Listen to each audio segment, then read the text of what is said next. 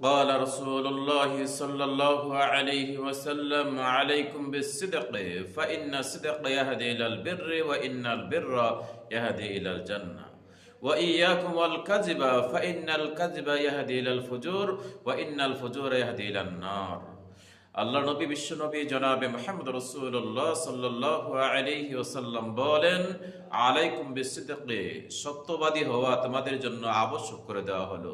তোমরা সত্যবাদী হও, সত্যকে আঁকড়ে ধরো।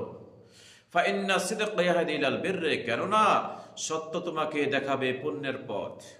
ওয়া ইন্নাল বিররা ইয়াহদি ইলাল জান্নাহ, আর পুণ্য তোমাকে নিয়ে যাবে জান্নাতের দিকে। ওয়া ইয়াকুম ওয়াল কাযিবা, তোমরা মিথ্যা থেকে বেঁচে থাকো, মিথ্যার সাথে তোমরা জড়াইও না।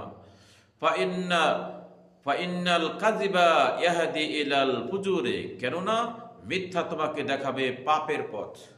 ওয়া ইন্নাল ফুজুরা ইয়াহদি ইলান নার, আর পাপ তোমাকে দেখাবে জাহান্নামের পথ। কাজেই সত্যকে আঁকড়ে ধরতে হবে, মিথ্যাকে পরিত্যাগ করতে হবে। আল্লাহ তাআলা আমাদেরকে এই জিনিসগুলো বোঝার তৌফিক দান করুন। আসসালামু আলাইকুম ওয়া রাহমাতুল্লাহ।